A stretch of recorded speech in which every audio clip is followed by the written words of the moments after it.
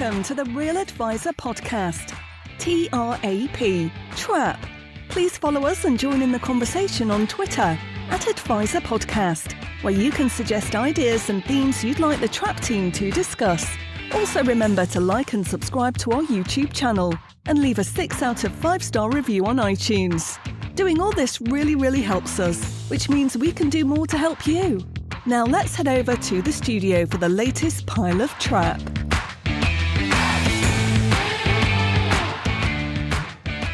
Yes, indeed, dear Trappists. Welcome back to the Real Advisor Podcast, episode 17 of the Real Advisor Podcast, TRAP, Trap. My name is Nick Lincoln.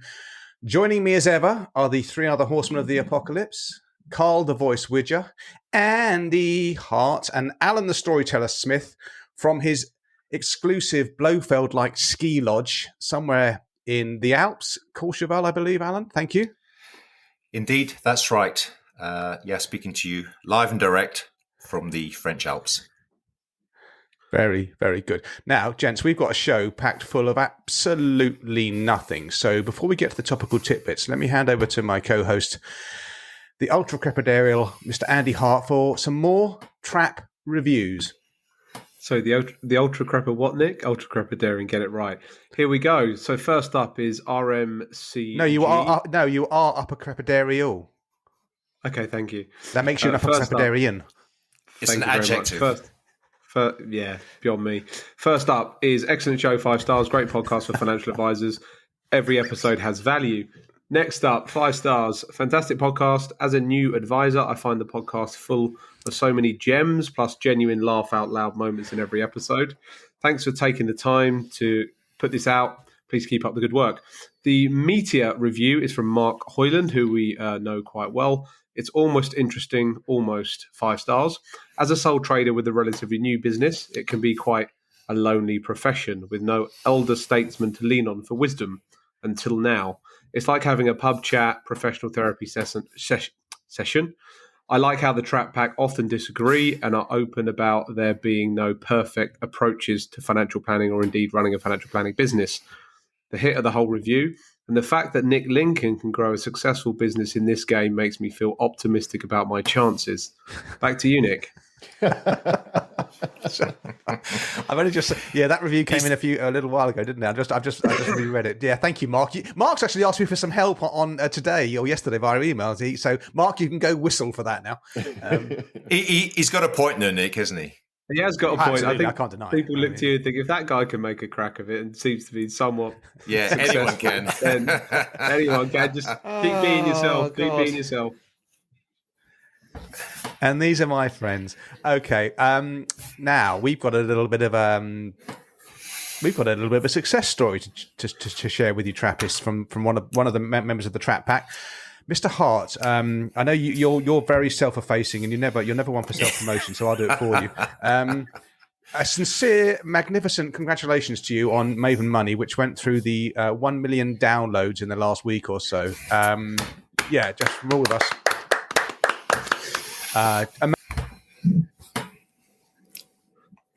No, I think it's approaching nearly 6 years since I launched the show. So it's taken a long old time to get there. It's just amazing. Obviously, the work that's gone into it. I think it's about 287 shows. So it's an amazing milestone. So thank you very much for mentioning it. So Andy, that's on Andy's behalf. Thanks to all the listeners. Well, sorry, Alan. But you've done nearly one a week for 6 years. That's a hell of a dedication.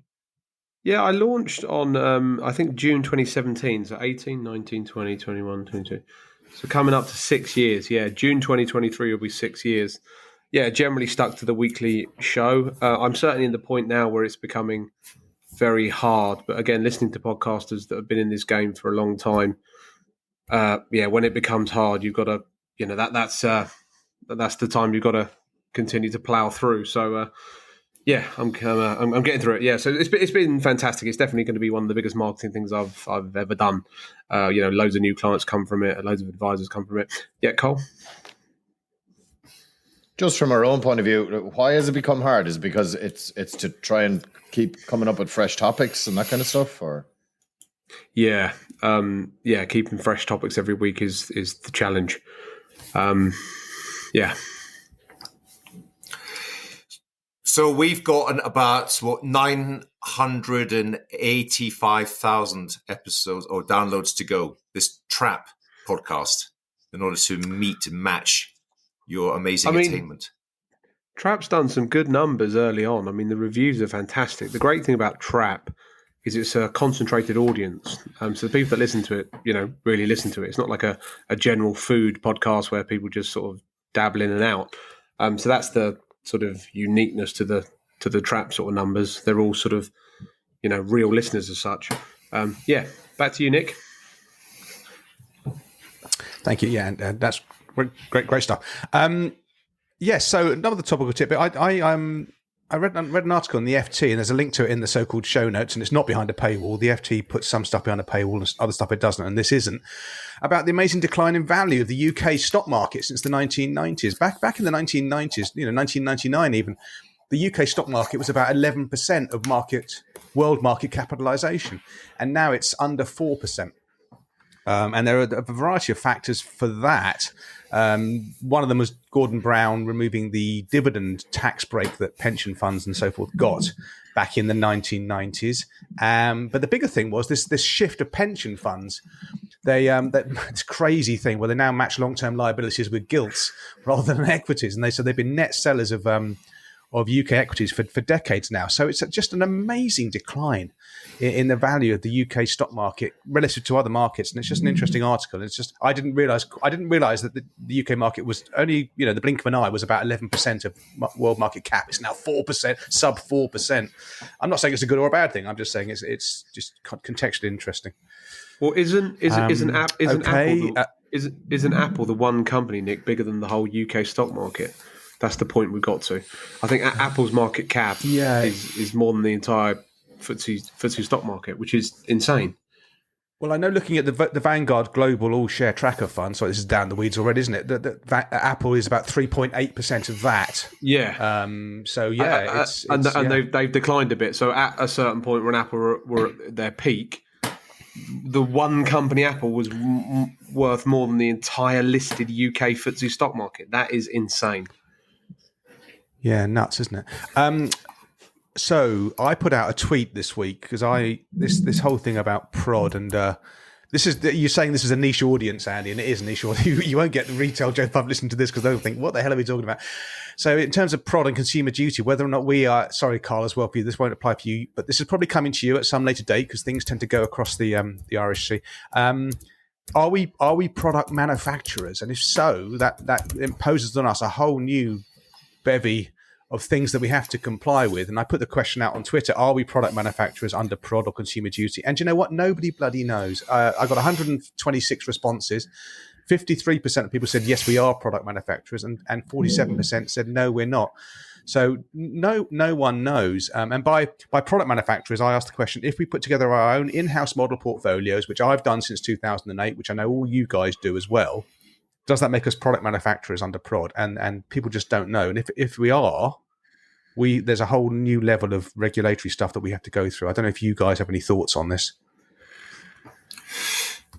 Intuitively, the answer's got to be no. We are not. We cannot be product manufacturers. All we're doing is assembling existing manufactured products and bundling them together. But that's logical, and so therefore the answer is probably likely to be the opposite. And we are product manufacturers.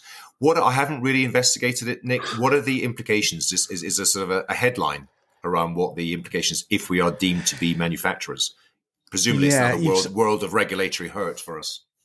Yeah, so if you are a product manufacturer, you've got to show evidence that your products are suitable for the market you're targeting them at, all that kind of stuff. You've got to have, segmenting your clients. That's got to be document. It's just a whole range of stuff that to me is just completely not part of what I do and doesn't add any value to the end consumer as per normal.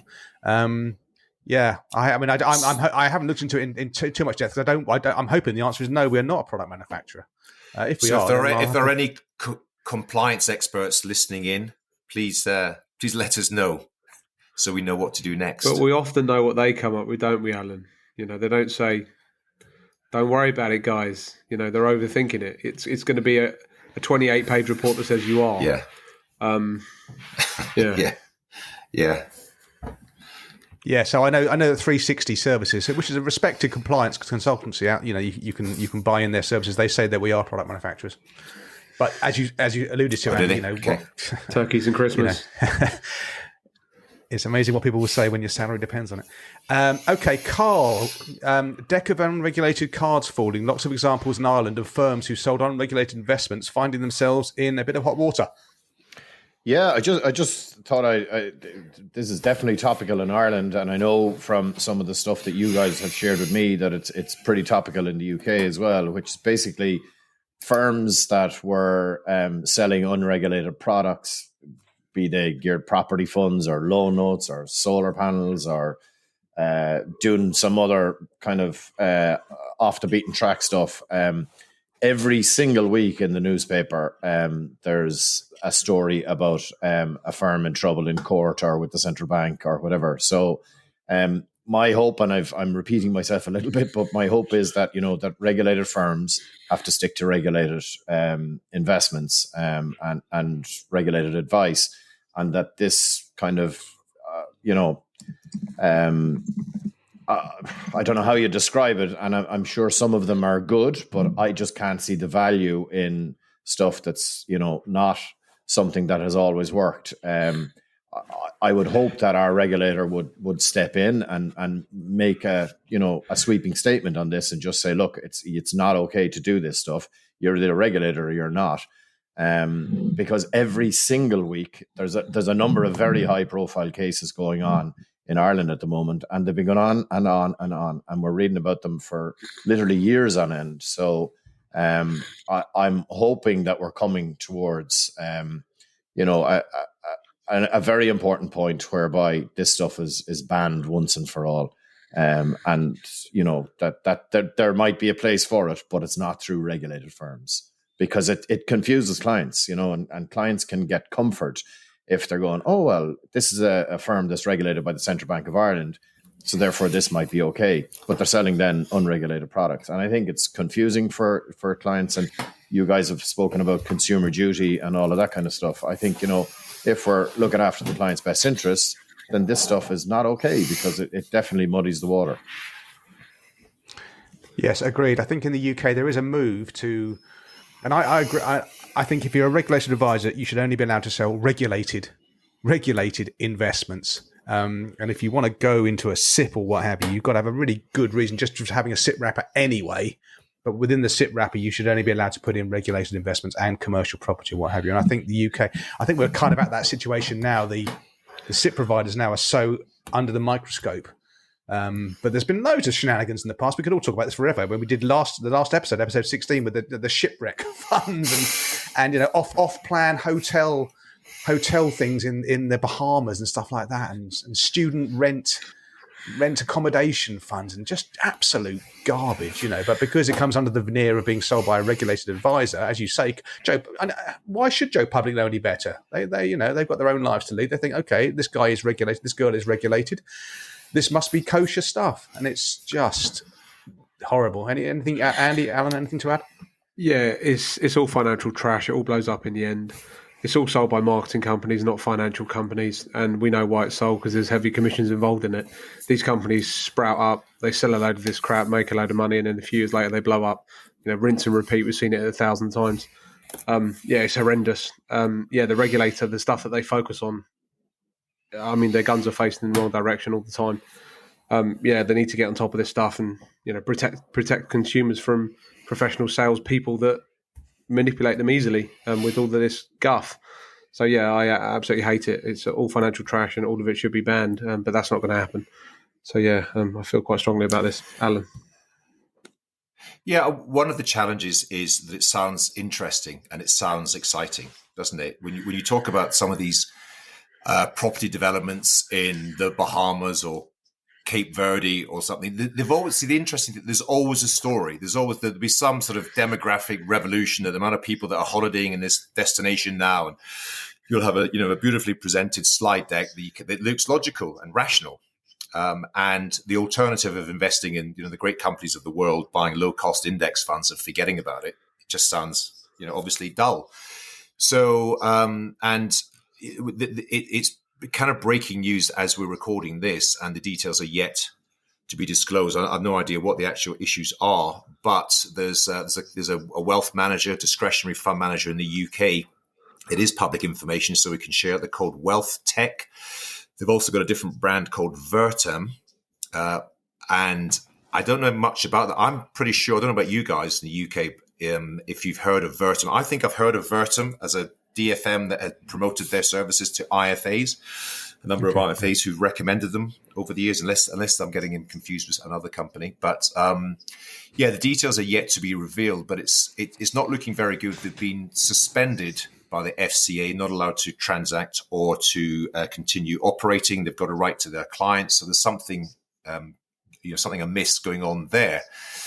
And I don't think this will be the end of it. As Warren Buffett famously said, it's only when the tide goes out that you see who's been swimming naked. And of course, a decade plus of zero interest rates and all these creative invented products and services to try to get a yield, to try to get some sort of investment return have been created. And now, things have changed very rapidly. Interest rates have gone up quickly. And it's all going to, often it's a house of cards and it's coming crashing down. So I'm afraid it's back to basics. It's back to simplicity. And absolutely our last episode unpacked that in quite some detail. I think it's worth just reminding ourselves, simple is best.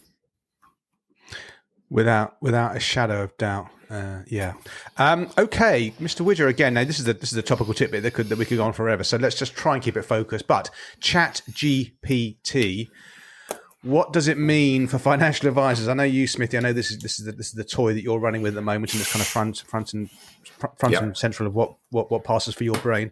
Carl, what do you think it means for financial advisors? Then on to Alan, then Andy. Yeah, I'm certainly no expert in this, and I would defer to Alan on this a lot. But I suppose I've been looking at this a little bit, and I think that what it means for financial advisors into the future is that it will make the kind of more mundane, menial tasks easier, for sure. And I think we should all be looking to AI from that point of view. However, if you have a viewpoint or you have an opinion, that's never going to be replaced by AI. And I think that's the type of stuff that, if we talk about being real financial planners, and that every single client gets a different plan because it's bespoke to them and it's bespoke to their situation.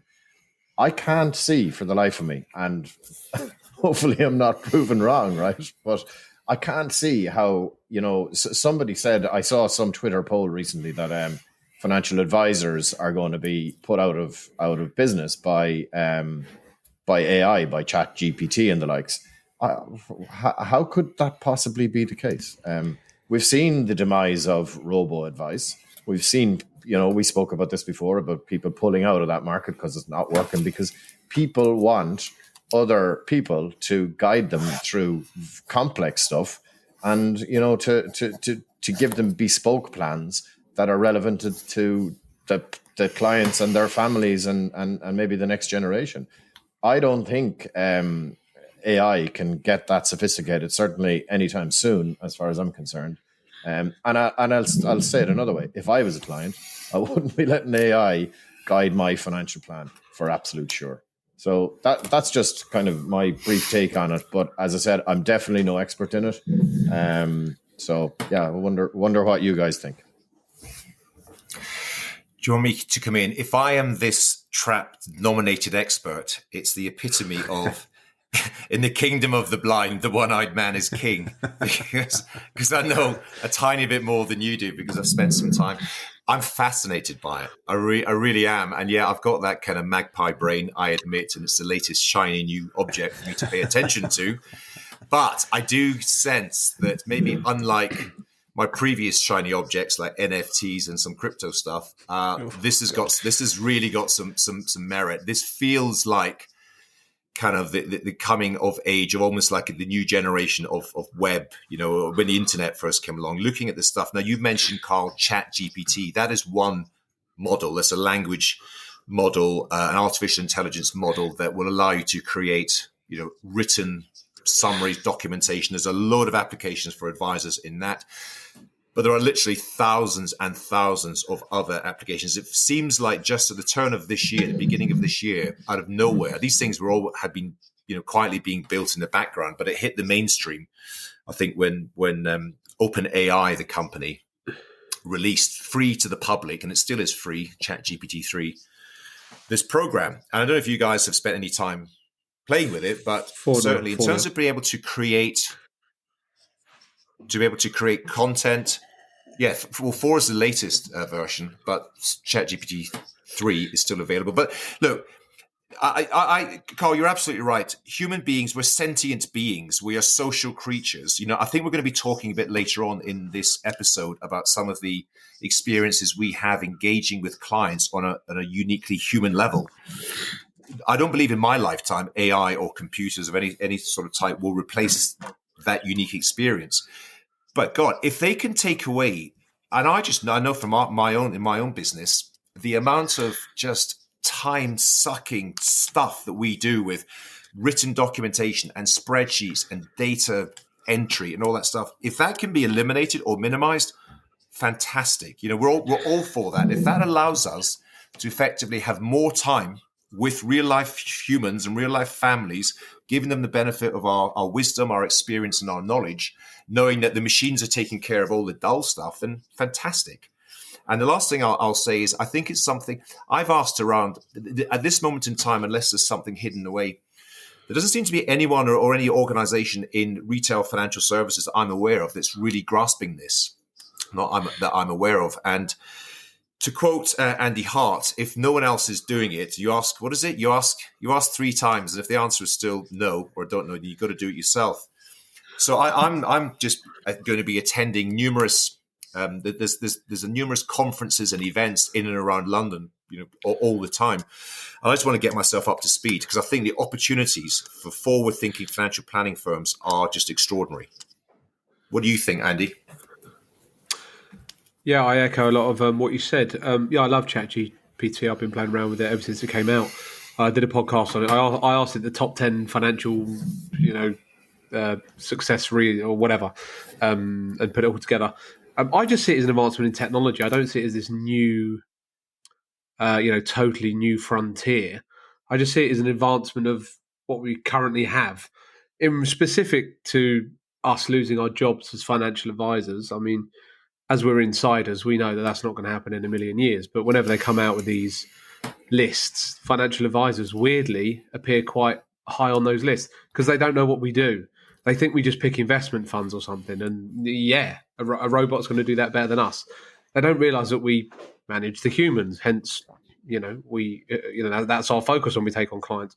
And they often ask people that are slightly earlier on in their, journey, and they don't have any expensive financial questions. So when people do have expensive financial questions, that's when they want to see a human rather than just plug all of their information into ChatGPT and it spits out a solution. But yeah, bring it on. The more AI stuff we can use, the better.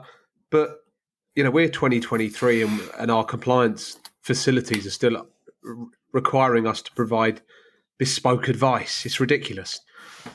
Clients don't need bespoke advice. They need pensions, ISAs, general investment accounts. Collectively, the client's unique. The individual parts we've seen a million times. And it's just, it's ridiculous. They're whenever it's one step forward of getting simpler, compliance wants to add 2 steps back, to rein us in. God forbid we can onboard a client, in 12 minutes. No. It's got to be 3.5 months or something. I don't know. So we're constantly fighting that battle, aren't we, with best of breed software solutions? I'm a big fan of it. I just see it as the advancement of technology, not this new frontier. It will make us just far more efficient. The ability to have, people have Zoom meetings. I think, Nick, are you doing this already? So you can have a Zoom meeting and you can have instantaneously a transcription of it and then the key action points summarized and what to do, who does what and next, all automatic. and automated and sent within seconds of the end of that meeting, as one tiny example of thousands out there. So the net effect of that is simply greater efficiency for good financial planning firms. And Andy, there are still plenty of firms that don't do the human behavioral stuff, that are really, fund picking and choosing the best pension fund to invest in and so on. And of course, they are likely to to come under some threat. I don't think anyone is really going to. Well, the failure of robo so far has demonstrated that people still deal with people ultimately. Yeah, Nick, what do you think about this latest frontier of technology? Next. I'm the anti-magpie. I think your magpie illusion was well made, Alan, and that's not a critique. I think you are like that. And that's fine. I'm the anti-magpie. I'd wait and see. Wait and see, man. I mean, it took forever for the fire to catch on, and the wheel, and the knife and fork. These things. I'm a skeptic. There'll be some utility. I think it's going to have changes. Fun enough, the way I do see it and it's already having a massive impact is in the academies, in the universities and so forth, where already it's known that people are handing in dissertations that are done by ChatGPT. So I think it's going to lead, and I think this is a really good thing, to proper examinations, invigilated examinations, where you get into a bloody room and you sit down for 3 hours and you write. And for some of these youngsters who are out there, this writing business might be hard work on their little wrists. But that's my. I'll wait and see. I don't think it's a threat ultimately, but I could be wrong. No. But as we've said, robo. Every time a new robo brand comes out, the pinks, the financial media say this is the end of advisors, and every time you say no, it ain't. And if you're really worried about robo advice, then you should be, because you haven't got a business. It never works out. I don't see Chat GPT replacing the human element. 99% of what we do is behavioral stuff. It's human to human. It's social contact, and Chat GPT may well aid us in that, in the compliance stuff and the follow up stuff and the onboarding. Great. Will it replace us? I don't think so, but I could be wrong, we're just at we're at the very bottom of this mountain called AI and and we're just in the foothills, and we're just exploring that, and it's blowing our minds. There's a long way to go. Okay. Mr. Hart, Rathbones and Investec have merged. Tell us about it and what you think it means. I don't know much about it. I've just read sort of the headlines around this, but they're two well-known brands in the discretionary fund management business, Rathbones and Investec. I believe they're managing close to 100 billion between the two of them now. Again, I don't know if they're going to come out with some funky new brand. They probably will. One that is sort of gender neutral and nobody quite knows where they sit, but who knows? Are they going to be called what? That's what a few brands have done, haven't they? They have chosen simple names that don't confer anything. It's odd, isn't it? It's like all of the lessons of brands have just been scrapped up during recent years. Anyway, so Rathbones and Investec have merged. They're doing it from cost saving point of view. I don't know what brand they're going to go with, but they're both quite well known brands in the discretionary fund management world. Sort of typically known for being quite expensive. This is kind of hot on the heels of, was it last year? Smith and Williamson merged with Tilney to create another mega super brand. So it looks like we're just heading into the world of super brands. Huge organizations, 100 billion plus organizations. And undoubtedly there are opportunities. There are cost savings eventually. I mean, putting these sort of organizations together is an absolute shit show in terms of the back office, the tech, and trying to and culturally to get them to match. Yeah. And it takes generally, using past experience, it takes years and years to kind of properly merge of different sort of inevitably both will have different cultures within the organizations and sort of mix and matching that. But it looks good for the accountants, it looks good potentially over the longer term for shareholders. Whether it's wonderful for clients, I'm not sure. Just one little relevant tidbit to this is that over the years, we have often picked up, I don't know about you guys, and there's plenty of M&A stuff going on in Ireland as well, Carl. We'll ask you in a second, but we have picked up numerous clients who were clients of smaller firms like all of us, whose owners then sold to the likes of the companies we've just mentioned, And of course, they get pigeonholed. They get put into the kind of the paint by numbers investment portfolio, the in-house, quite expensive portfolio. They don't have the same level of service that they had with the previous kind of, 2, 3, 5, 10-man band operation. And so they start looking around, and we're more than happy to sort of say, yes, come and speak to us, because we're a bit like the firm that you used to work with happily for 20 years before they sold out to the big companies. So I see it for us sort of smaller boutique firms as positive. Let all these big, huge organizations merge. And some people like it, but honestly, I think a lot of people prefer the more personal, individual kind of experience that they get with dealing with a smaller business. What are your thoughts, Carl, over in Ireland? Yeah, it's funny because we're kind of probably only at the very, very start of this M&A activity. And so there's a couple of PE firms. Interestingly, the general insurance market has been undergoing massive transformation over the last few years. So there's definitely consolidators or aggregators or whatever you want to call them coming in and kind of gathering up 8, 10, 12 different firms, and they're going to, I'm sure, move those on. But in the financial advice market, it hasn't really been a thing, but there is, without any question, lots of activity at the moment. So lots of talking going on. Some have entered the Irish market from the UK, so aggregators plus PE, and I'm sure there's lots of deals being done in the background that I'm not aware of, but yet I haven't heard of kind of lots of deals being concluded just yet. And I would imagine when it starts, then it will kind of start to snowball. But it seems to me nobody wants to kind of be the first one. So it's a bit of a standoff at the moment. But yeah, I take the point. I don't think there are any of those massive brands here just yet, that are kind of starting from scratch to develop a kind of a much bigger operation. There is a part of me thinking that the firm that stands alone and remains independent is going to probably, in roll it on 5 years, be unique in that regard. And I think can have an awful lot of USPs that some of the others don't have. So I think there's definite merit in a long-term, very successful strategy for a firm to remain independent. But I don't have any kind of firm views on it. I'll be a little bit like Lick and the AI. I'll be sitting back and watching from afar, and seeing exactly what happens, because definitely interesting times ahead. I think the general insurance market has been kind of done and dusted now, and now it's like, right, where else can we look? Oh, let's look at the financial advice firms. So yeah, very interesting times. And yeah, there's going to be lots of stuff happening over the next kind of in the short term, I would say. So yeah, watch this space is for sure the news over here. Okay. So the Tarquins and Petronellas are shuffling around from one brand to another. Yeah. Mr. Hart, let's move on to another topical tidbit. 100% global equity funds. Oh, this is prepare for Mr. Hart to melt down.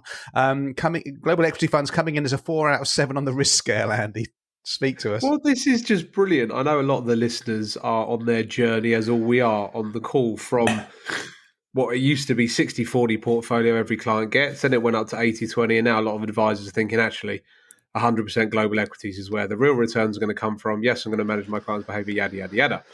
A lot of my new clients listen to the Maven Money show, so they come well prepared, and they're like, Andy, 100% global equities, no questions. I then have to, from a compliance point of view, deal with it in a slightly different way. Anyway, those of you listening, the Dimensional World Fund, the Vanguard Life Strategy Fund, maybe the Vanguard sort of all-share, global fund as well. I believe they're all coming in at 4 out of 7s now, which is very interesting. If you asked a typical compliance consultant, on the scale of 1 to 10, where do you see, in their world, risk of 100% global equity fund? I'm pretty sure they're going to tell you it's, near the far right. It's like 8, 9, 10 out of 10.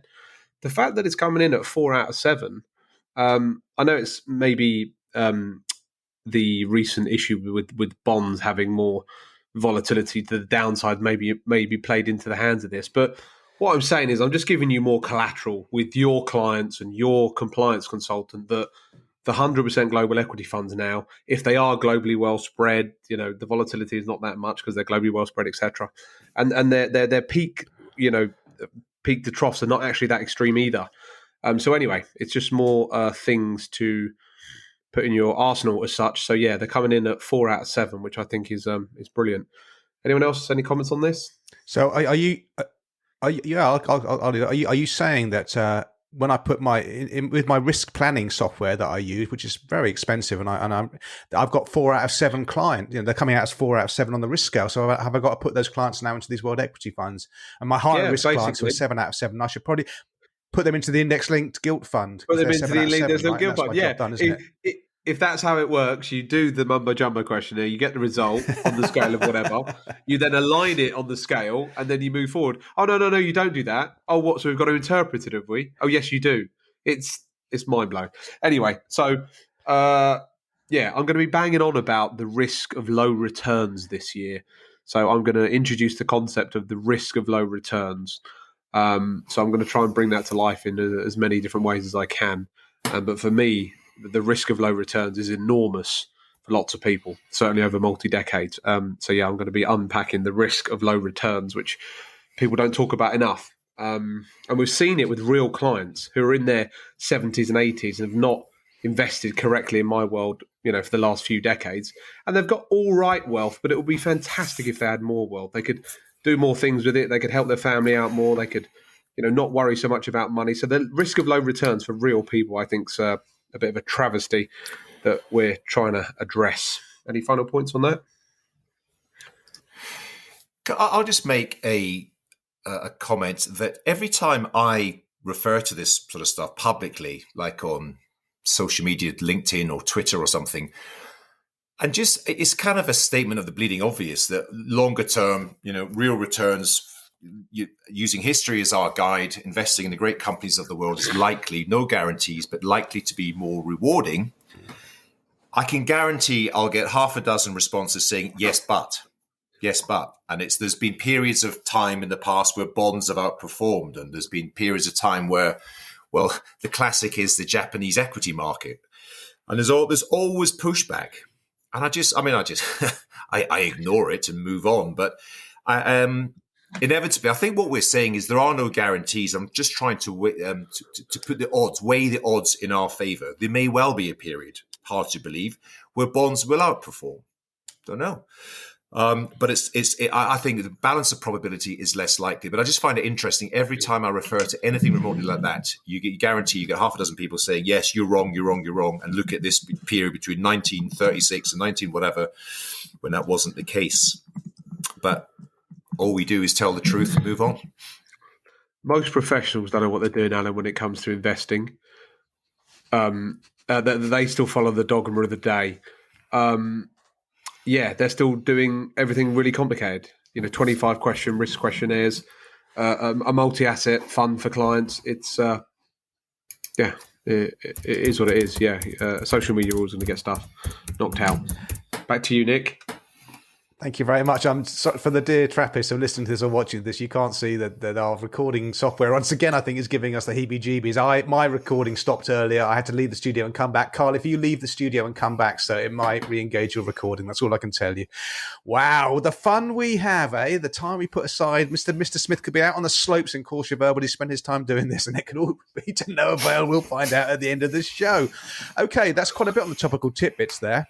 And there's so much going on. I mean, you wouldn't know this, dear Trappists, but we're recording this episode at the start of a happy new tax year to all of our listeners. So I'm sure the three of us in the UK here have just had a whole season of capital gains tax washing through pregnant gains and so forth. Obviously, from today, the capital gains tax allowance has crashed down by 50%. It's crashing down in 365 days by a further 50% to £3,000. So that's all been going on and good fun. So there's a topical timestamp for you. I think while we wait for Carl to rejoin us, he's putting he's putting euros into his meter in Limerick, and he's firing up his IT section. Let's move on to what we call the meat and potatoes.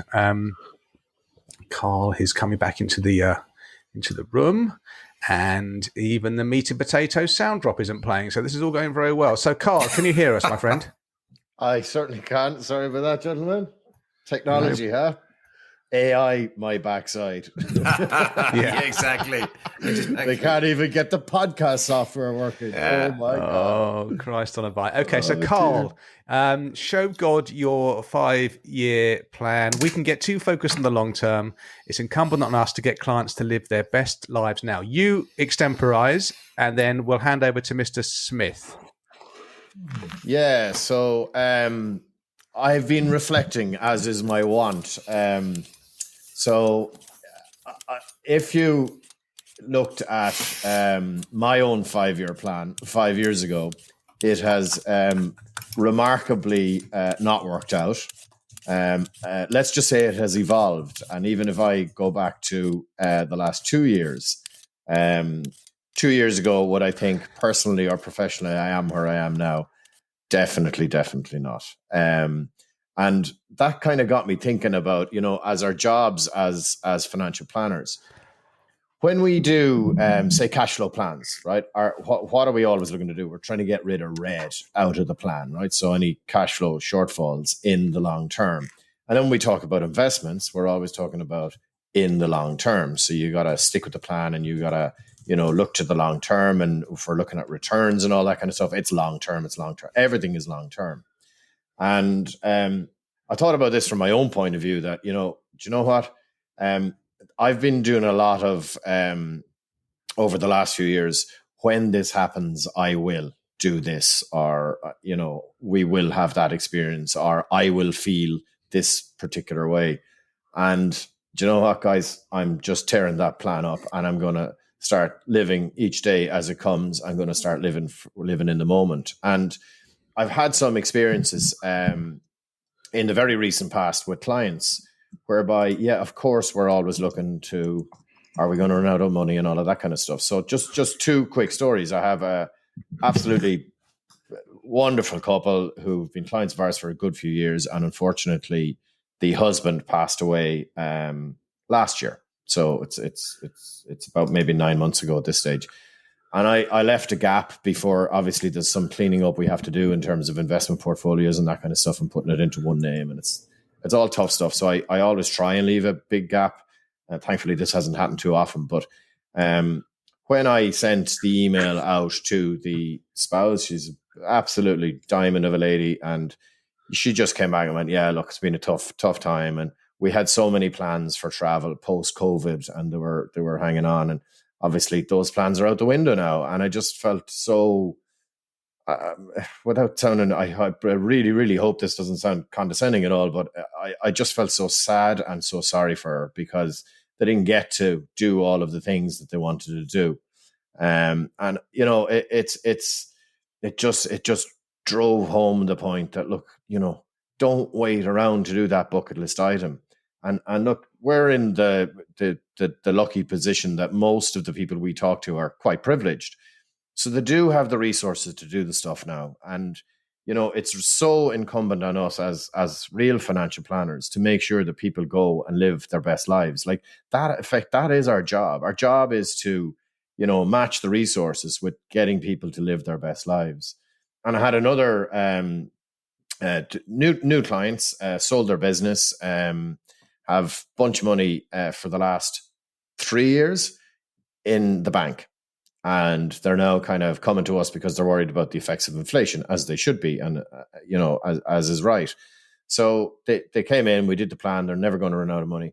And, they wanted to do things like put in new windows in the house and put in solar plans, that kind of stuff. And I haven't been doing it because they were worried that they were going to run out of money. And I was like, okay, the financial plan was able to tell us, look, this is not going to be an issue. We can drive it on. But more than that, there was kind of, could I get a new car? And that would, we'd get some thrill out of that because we haven't had a new car in years. And we'd love to go and visit our daughter who's living abroad. And, we're worried, can we go for more than a week or whatever? And without any question or doubt, we can. And I just thought it'd be a good conversation. It's kind of philosophical as opposed to anything to do with investments or any technical stuff. But, we spoke about what is our main role here. It's about managing human behavior, but that's not the right way to say it. Our role here is to be the facilitator to help people live their very best lives. And that's where I get my greatest thrill when I have another story which I won't go into, but thank you. A client we're running our Future You event, and he told me a story about he went to New Zealand for 7 weeks to visit his son and brought his daughter over to New Zealand because his daughter had a baby as his son's wife had a baby, and the two cousins had never met each other, and he was able to facilitate that. And he said to me straight out, as you all know, we call it the Metis Life Plan. He said, because the Metis Life Plan gave us confidence to go and do that. And the hair stood up in the back of my neck. Brilliant. And, Absolutely brilliant. Yeah. So what do you all think about that? Smithy, I think you're muted. We hope anyway, or else something is broken. Call Chevelle. You wish. Yes, exactly. Well, proving the earlier made point that AI isn't going to disrupt these sort of experiences and conversations anytime soon. A couple of points. I just note that a colleague of mine, Graham, wrote a blog post. It's on our website. Can post a link in the show notes. And it's called Someday, Maybe One Day. And I think he just came from the heart. He just typed it out and read it, and he sent it to me. And it was kind of one of those moments when you read an article written by someone that you know well. And it's just beautiful. It's just all these things. Someday I'll do this. Someday I'll do that. I mean, the very last line, looking at that, was someday I will have my last day, which is true for all of us. And it's just sort of encouraging people to do those things that they should be doing. Just sharing an anecdote or a brief reference. The thing is, we get close to our clients, don't we? We say clients become friends, friends become clients. One of my earliest clients, John, died this week. I just felt it was very poignant for me because he was literally, I think I shared in a previous episode that when I was getting going, I did this sort of crazy marketing stunt. I put an advert in the newspaper when the Equitable Life was blowing up. And he was one of the people who responded to it. And he came to see me, and he was an absolute, just a giant of a man in every way, absolute integrity running through his bones. And he had very diligently, from an early age, put a lot of money, more money than he could really afford, into a pension fund, because he just knew the importance of building a retirement fund for himself, for his family, for later life. And he put it all, as often was the case, if you bought into the Equitable Life brand, you put, lock, stock and barrel into these funds. And of course, the whole thing went belly up and his money was locked in. I put this ad in the paper. He came to see me. I'll never forget the meeting. He sat there, and he was a big guy, big man. And he had literally had tears rolling down his face. Oh, Christ. And he said to me, and I quote, he said, "These bastards have stolen my money. They've stolen my money." And I said at that moment, "John, I will do everything I physically can to help you win these funds back. You've done nothing wrong. You've been cheated and you've been taken advantage of." And so there began a whole process that we did, writing. I wrote letters. I got on the phone. I spoke to all manner of different people at this organization. And by hook or by crook, we managed to extract his funds. We eventually got all the money out in the end, and we transferred it across to a sort of normal SIP that was set up for him. But he was very, very damaged by that. His trust had been completely. He was very grateful to me and my colleagues for helping him out. Really grateful. He couldn't stop saying it in the end. But he had quite a lot of other money as well. He was very reluctant to allocate it or invest it. So we would have many a conversation. I fully understood why he didn't trust, the financial services industry, having had the experience that he had. But slowly but surely, he just, all we do in our jobs, isn't it? All we do is we show up. I always say we show up every day. We do the right thing. We tell the truth. We try to help people. We don't always get it right, but we do our very best every time. And that's what I did. That's what my colleagues did. And eventually started talking about he had 4 grandchildren, and education was really important to him. When I had my first child, and I knew him then, when Sean was coming along, he gave me a bit of advice, which I still remember now. He said, when you have kids, he said, what you should do is give them the best education you can afford, a lot of love, and the rest is up to them. And I always remember that. So education was really important to him. Yeah, lovely. And what we eventually did was we set up effectively like an educational fund. It was just an investment account in his name, but the money was kind of notionally allocated to fund his grandchildren through school, through university, and it's exactly what's happened. So John passed away this week after an illness, and I'm just happy. I'm not trying to claim glory or anything, but all we and my colleagues did was show up, was do the right thing, was help him, encourage him, and eventually he did invest, and his grandchildren have gone through, and they've grown up now, and they've gone through great university educations, and their future lives are as assured as any young person's can be nowadays. So it's another, we've all got stories to share. We've all got these examples. And I think, and I'm, as I say, I'm proud of the work we did, and I'm sad for the loss for John and for his family. But he's absolutely left a legacy, and you couldn't ask for any more than that. So I'm pleased with the work we did. Carl, yeah, I just want to, before I bring in the other two guys, that's the point, Alan. Are you proud of the work that you do every day? And I have a financial planner working with me, Ronan Quealy, and Ronan said to me, he said, Carl, when the clients come in, they're all like your best friends. And clearly they can't all be my best friends. But the point is, I've been working with a lot of them for a long time. And I really like working with them. And I really like the people that I work with. And, I have brought people on my journey with me, because remember, I was the guy who was selling the best pension fund because I thought that was the way. And a lot of these people have come from that Carl to the Carl who's, no, it's real financial planning. And that's what gets me up in the morning and gets me going every morning. And it's easy to say it. It is so easy to say. We do really, really important work, and we have a deep impact on the lives of our clients. So, that's the message for anyone, especially we get loads of questions here from people who are setting out on their journey. If you can go with that as your mission in life, then you are going to be a successful, real financial planner. Yeah. I think that's a point well made. And yeah, so, as you said, Carl, show God your 5-year plan, and he laughs. There's a saying, isn't there? Man plans and God laughs. There's even in Yiddish, man tragt und Gott lacht. Man plans and God laughs. But you still have to have a plan, don't you? That's the whole point. This whole thing again about ambiguity and making sure that our clients know that this is just as soon as you walk out of the Zoom meeting or you walk out of the office, this plan is redundant, because something will have changed or something's incipiently about to change. But you've still got to have a plan. What we're saying to our clients is, you're going to have a plan, but we'll adjust it along the way, right? You won't be this smooth, linear journey to your financial salvation. It'll be bumpy, and there'll be bumps along the way. But we are here to stand on your shoulder, figuratively, as your consigliere, your financial counsel, and just guide you there and redirect you back. Redirect you like your sat nav. You plan a route, and suddenly your sat nav will say, shit, the motorway's shut, and it will redirect you around that blip, and it might take a bit longer, but we will get you there.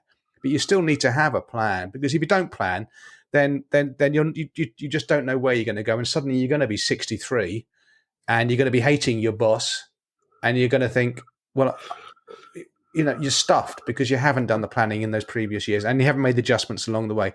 Andy.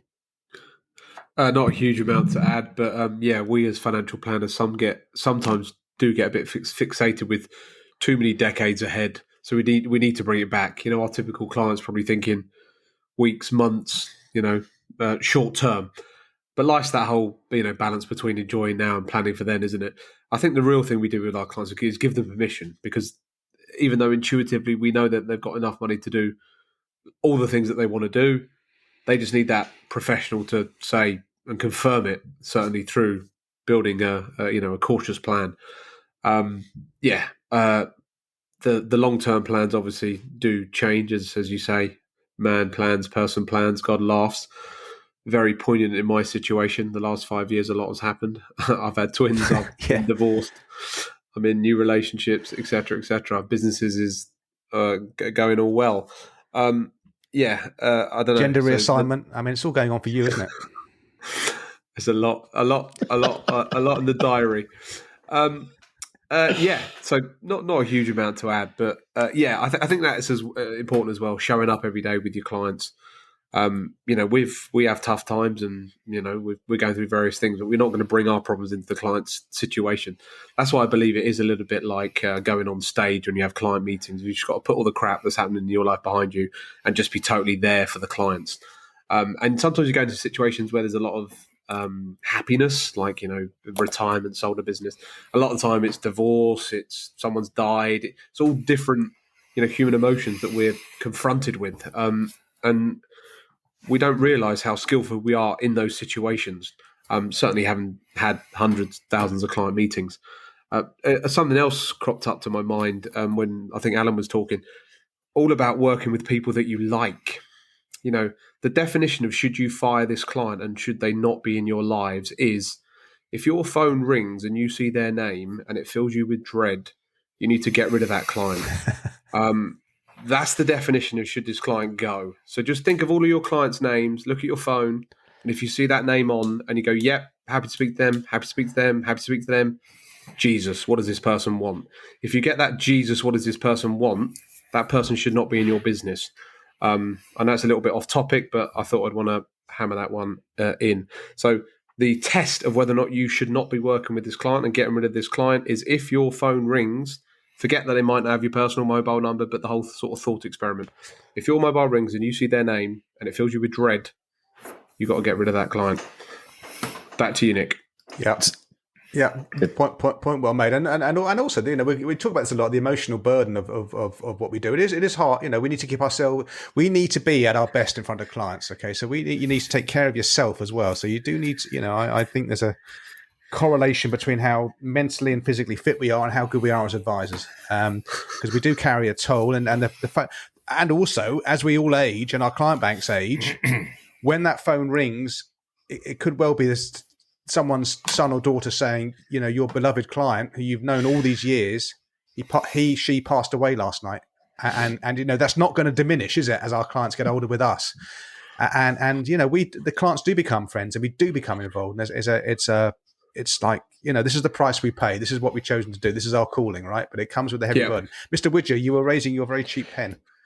Yeah, it's a Metas Ireland pen, so it's certainly not cheap. That's what I said. Excuse me. I tell you what, on eBay you can get Metis Norway ones. They're pricey because they're very scarce. We shut down that project. Just a tiny little bit of pushback on something that both Andy and Nick have said, right? Which is about bringing your best self to your client meetings and leaving aside anything that you're going through yourself. Maybe a slightly different way of thinking about it, right? I think one of the reasons I've been very successful in dealing with business owners is that I'm a business owner myself, so that I would discuss with them my challenges as a business owner. But it's also fair to say that I've had some personal challenges myself, like Andy, over the last few years. All of my clients would know that, and it is okay for them to discuss that with me, and a lot of them would actually say, well, how are at the start of a meeting, how are you getting on or whatever, and I'll be open and honest and I'll share the stuff. So I don't necessarily think that I take the point, of course, that we got to look after ourselves, and I'm putting that one out there all of the time, as you guys know, but I think being real is okay too, because I think that's going to help us forge stronger links, stronger connections with our clients. Just that all the challenges they have, we also have as well. Sorry, Andy. No, this is a wider subject. I've spoken about this with other financial advisors. How open are we with our clients? I've been very open from the beginning, but we don't want our issues, concerns, challenges to dominate the meeting. So it is that balance, isn't it? It's probably 90-10 or maybe 80-20. Totally. We want to open up. We want to be human. We want to be vulnerable.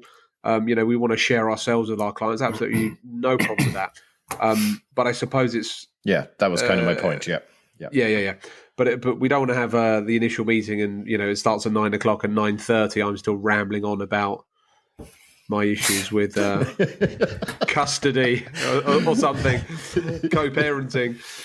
But yeah, no, I get it. So some advisors are very, no, that's just my personal stuff. I'm just going to go in there and deal with that. And these are quite successful advisors that I know that told me this stuff over the years. Whereas other advisors that are also successful have told me sort of a slightly different tact that they've got. Yeah, I'm much more around the be yourself, but still professional. But you can still let your guard down and be yourself quite a lot as well. Any other thoughts? 100%. Mr. Smith. Just to add that, we may have touched on this before, that when you have these sad situations where a client passes away, what I've often found is after the immediate family are notified, the next call is to us, because we are the ones who we exist at the intersection of the money, the finances, the wills, the estate, and the human beings and the family. And I've often reflected on that. What a privilege it is, what an honor it is to be in that position. It is, as Nick has suggested before, it's to some degree can be a mental burden. It's thinking, well, I don't have the answers necessarily, but to be in the role, because it's not the accountant, it's not the lawyer, it's not anyone else really. We exist in that place, and it's something I think to be treasured, to be respected, and to make sure that we continue to fulfill the importance of that role. And I think this is the key to the Real Advisor podcast. This is what we're talking about. This is what begins to, without kind of just blowing our own trumpet too much, but we're sort of stating the fact that the four of us have often talked about, over a beer in a pub or something, because that's the sort of stuff we talk about sometimes. But it's absolutely true. And I'm just not convinced that exists out there, across the board for every advisor. I think there's a lot of people who are just, completely focused on the data, the facts, the spreadsheets, and the numbers, and don't really go to the next level. So anyone listening to this, encourage you to get closer and closer to the families that you operate with and you serve and look after. It's an important role. No one else is doing it, and it's such a vital thing for any family to have a trusted advisor relationship, and it's what we all strive to do at all times. Andy. Well, this is what I was going to say. When I take on new clients, I say your relationship is with me. It's not this large organization where there's going to be advisors that are in and out. So I think that's a selling point for solo advice firms. I know larger firms do it slightly differently, but I think that's a selling point for the solo advice firms. And if you are a solo advisor, bang that drum. Say, look, your relationship is with me. You phone me. I've got a team behind me that do various things, but everything comes via me. Again, I know multi-advisor firms sell it in a different way, but yeah, if you're a solo advisor, sell that as a huge benefit. Yes, you could go with large random corporate organization, but the good people are going to be in and out, and therefore you're going to have to re-establish a relationship every time with like a lead advisor, and it's just you could do without it. Anyway, yeah, that's it. Okay, very good. Just to push back against Carl, pushing back against me.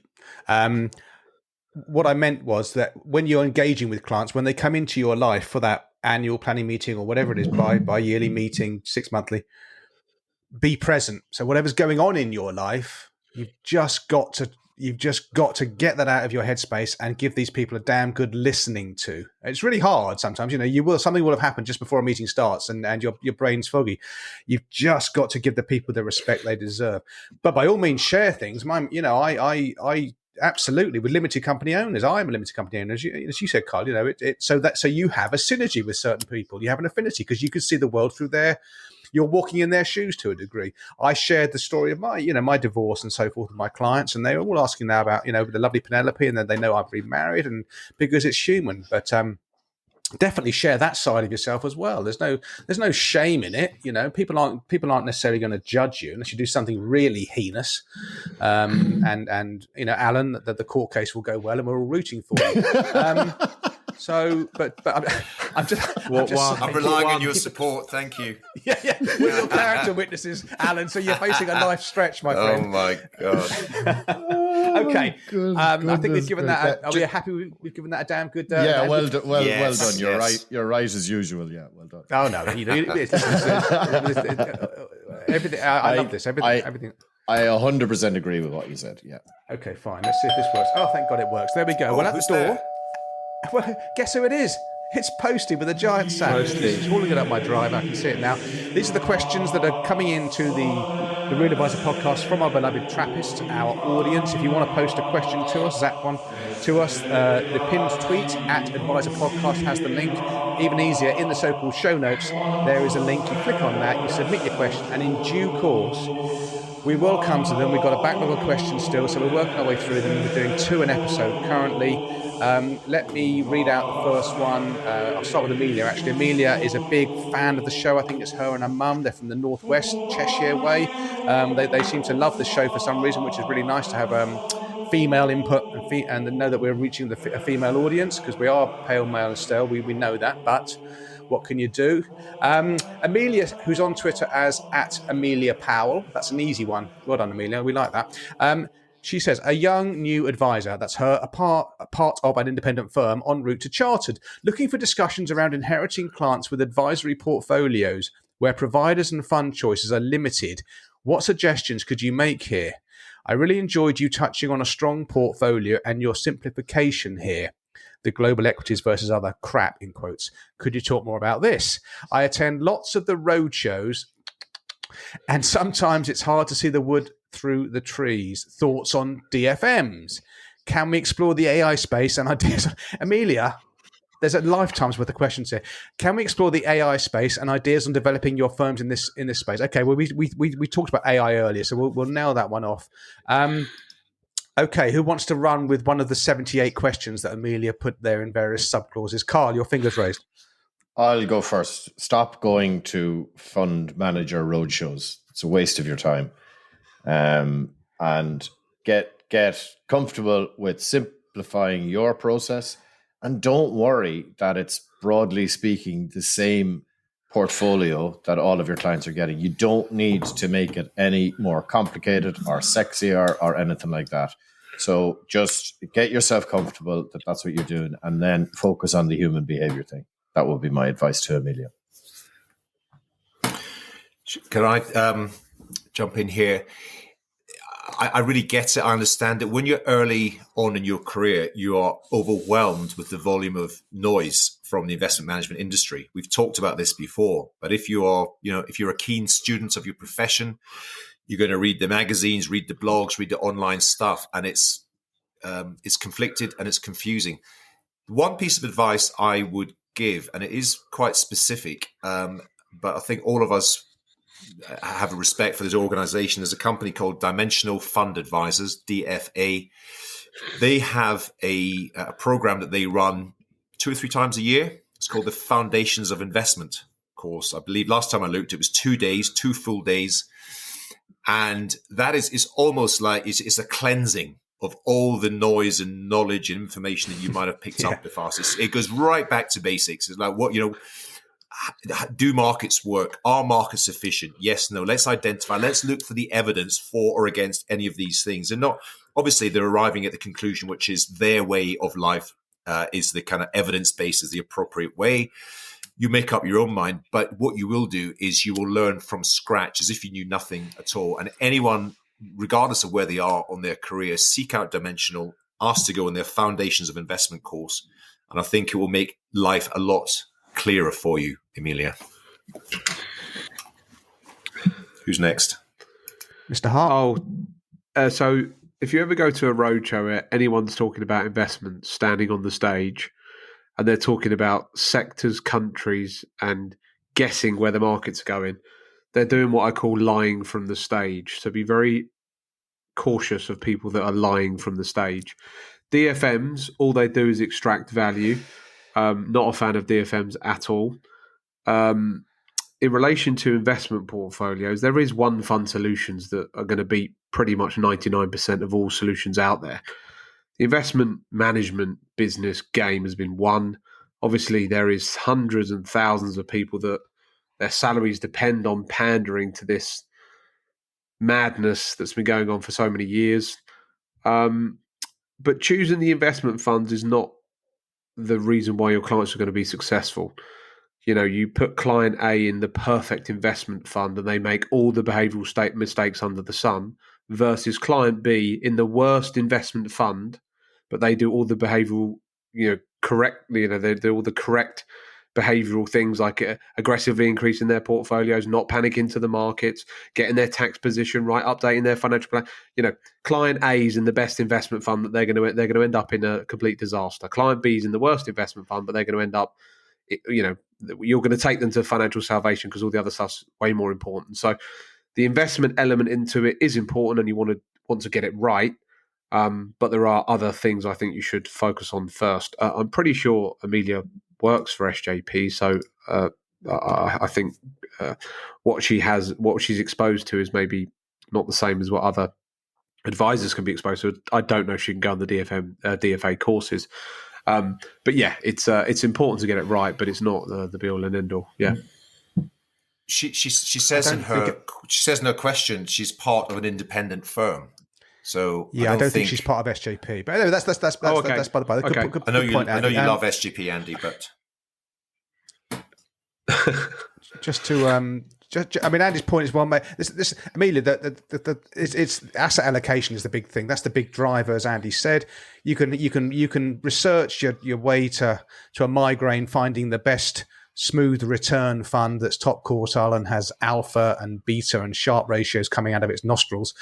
And if you put client A into the best absolute return fund and client B into one that's slightly worse, the first client will have their money last a bit longer. The second client will run out of money a bit sooner, but they'll both run out of money because you've got them in the wrong assets. It doesn't matter. All this bullshit around fund selection. Long story short, and I'm inspired by the voice, Mr. Widger.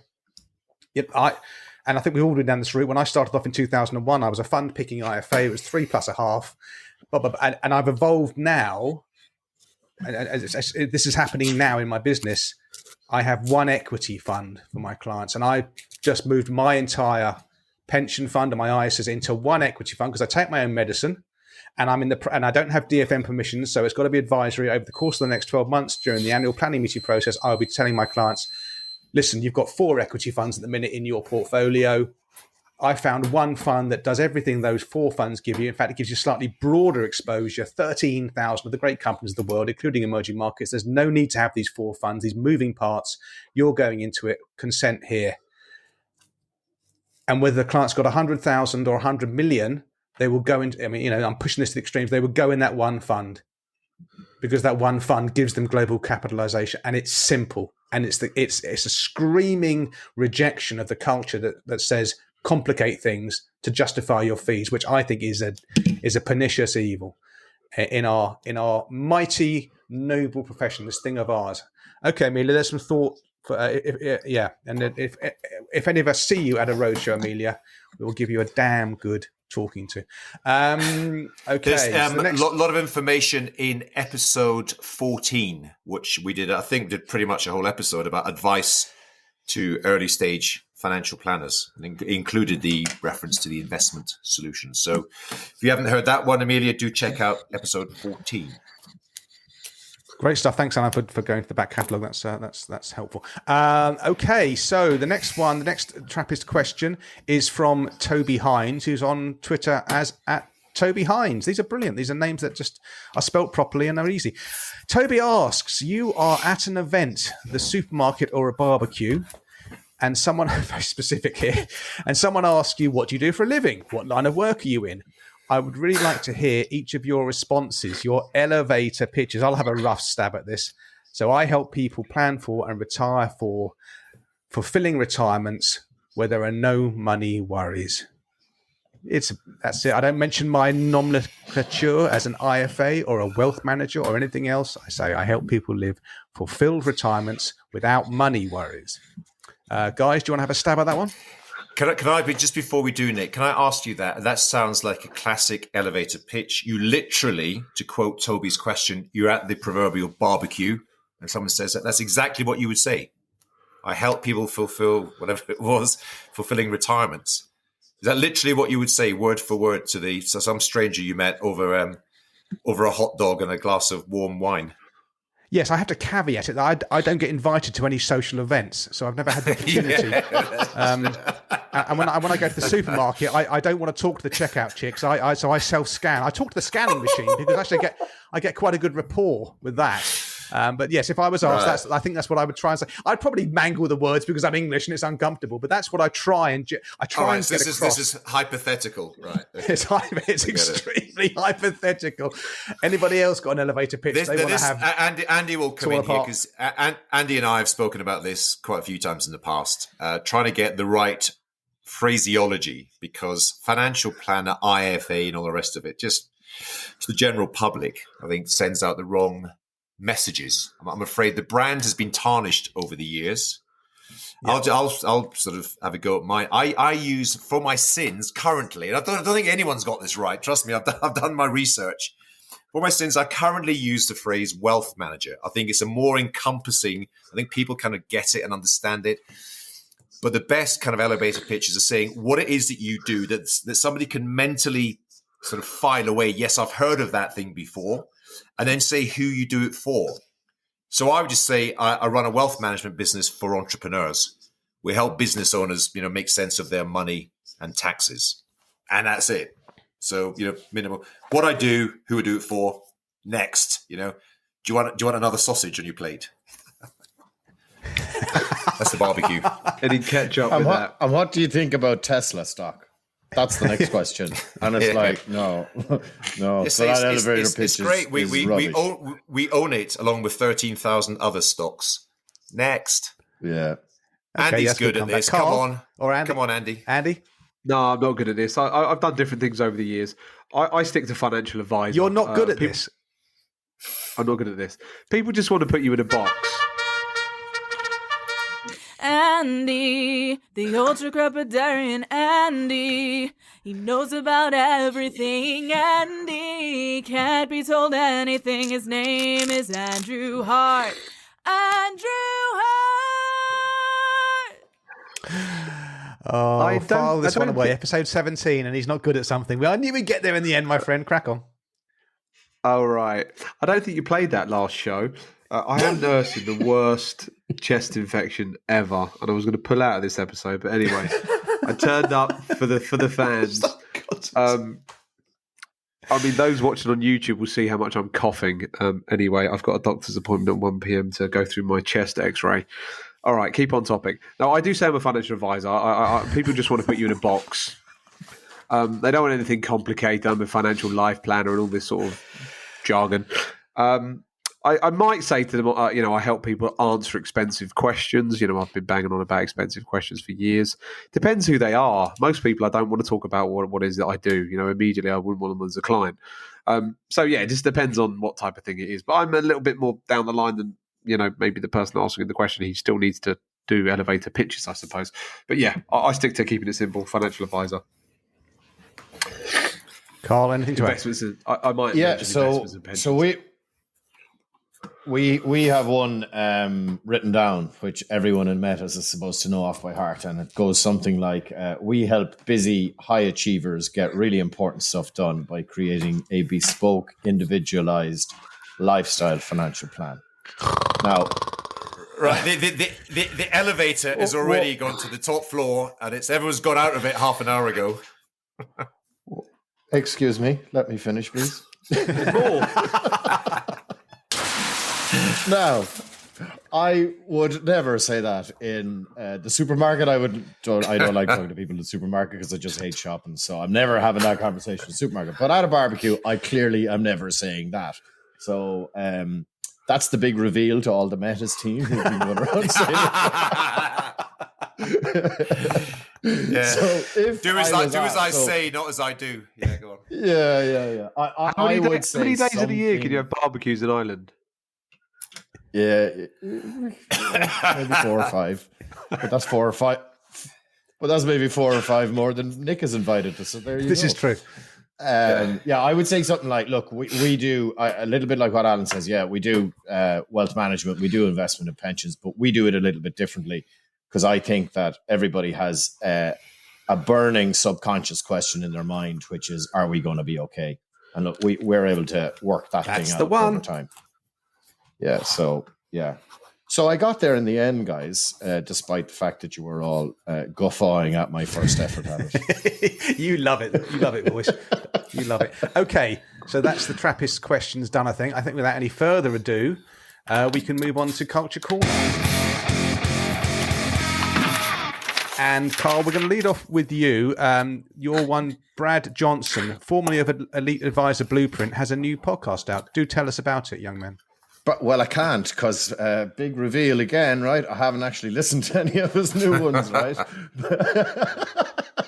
But I did include it in the show notes because I follow Kristen Shea. You should link in with Kristen because she's just absolutely brilliant. I've put her Twitter handle in the show notes along with Brad. I loved Brad's Elite Advisor podcast. Is that what it was called? The previous one. It was absolutely fantastic. And again, to Emilia and anybody else starting out in their journey or looking to kind of grow your business, just go and listen to all of those. I think it's absolutely fantastic. So I have them downloaded, but I haven't listened to any of the latest the new ones that Brad has launched. So looking forward to doing that. Okay, Carl. Well, I've done the whole work for you because I saw this in the show notes a few days ago, and I have down. He's pushed out 5 episodes to date, and I've listened to the first one. And basically, he was a former regulated investment advisor in the USA. He's actually given that up completely now to become a consultant to other advisors. So it's a big transition, and I think it'll be a good series. Interestingly, with podcasts, you know, if you get a magazine or something and it comes every week, you suddenly notice if you don't get it. Right, or it comes every month. If it stops, you kind of notice it. With podcasts, when they drop off and they don't publish episodes, I never realised. You know, you just don't. And this is a real favourite. The Elite Advisor Blueprint. He stopped doing that in July 2020. That's almost 3 years ago. Yeah, I hadn't kind of even because I did like it. You know, it's one of those ones I dip in and out of depending on the subject matter. But it's just funny how podcasts can just slowly get out of your life and you don't even realise. So thank you for that. Thank you for that one, Carl. My Culture Corner is a book that I think Andy mentioned at our peer group, one of our peer group meetings that myself, Andy and Alan go to. The book is called Unreasonable Hospitality by Will Guidara. Really interesting guy. Manhattan, New York, the restaurant scene is ultra competitive. Okay, top class dining places, expensive. They're all desperate to get their Michelin stars. It's a mad world, and this is a really good book about how this guy Will Guidara helped with his partners run 11 Madison Park and got it up to 3 Michelin stars, and just how they went out of their way to give just unbelievable hospitality. And you don't have to like restaurants to enjoy this book. It probably helps, but the lessons learned as well can be any service industry could pick up on what this guy talks about. Just going the extra mile and surprising people. Like a basic thing. These diners would park their cars up, metered car parking, because it's hard to park in Manhattan, have their meal, and have to go outside now and again to top up the meters. And he said, "No, what we'll do, we'll just get the keys from the customers, whatever, if they need to get into the car and move it, or they would just the restaurant staff would go out and top the meter. They say, okay, which car is yours, Mr. and Mrs. Diner?" And they would go out and top up the meters on behalf of the customers, so they wouldn't have to leave their seats and ruin their dine. It's just a small thing like that. And there's loads of things where you just wow people by doing the unexpected and being unreasonable in a good way with your hospitality. So a really good book. Okay, Mr. Smith, you're next. Stuart Bell and I don't know how you say it, Audere Consulting. Yeah. Yes. Just before I do that, I would. I just want to follow up on the book recommendation. Again, I've got that, haven't started reading it yet, but it kind of reminds me of, I can't remember if we mentioned this before, this idea of critical non-essentials. A lot of ideas that I took out from a guy called Paddy Lund, Australian dentist, who kind of revolutionized the kind of whole dental profession, would you believe, of all professions, and became an absolute sort of superstar celebrity dentist in Australia by doing a similar sort of thing. Loads and loads of small but impactful ideas, and I think it's worthy of a sort of perhaps a future discussion on this podcast. What are these sort of additional things you could do to really make the client experience just stand out? So that's worth checking out. My one is, there's a guy called Stuart Bell who is in Australia. And he's asked me, I've been following him for several years. He's asked me to come on his podcast in the next couple of weeks. He is a coach and a consultant to financial advisors in Oz. And we know that Australia has got a very developed financial planning profession. They're doing some great things over there. And there's a lot of content on his website. Again, his firm is called, I don't know how to spell it, how to say either. Audere, Audere, Audere Consulting. We'll put a link to it. It's got a ton of stuff and PDFs and downloads and checklists and ideas. So it's really, really useful and worth checking out. Stuart Bell down there in Sydney, Australia. And one, I'll chuck an extra one in, which is always, I like doing this every quarter, the JP Morgan, their guide to the markets. It's just full of I think, really interesting, geeky type stuff. And if nothing else, I tell you, it reconfirms all the information that we know, that investing in the capital markets, investing in global equities is likely to give you a better outcome than anything else, backed with a ton of information and data. So again, I've posted a link to that in the show notes, worth having a look at. Thank you. If you only read it's in the one, JP Morgan Guide to the Markets. If you only read one publication every single year, What? it would be the JP Morgan Guide to the Markets.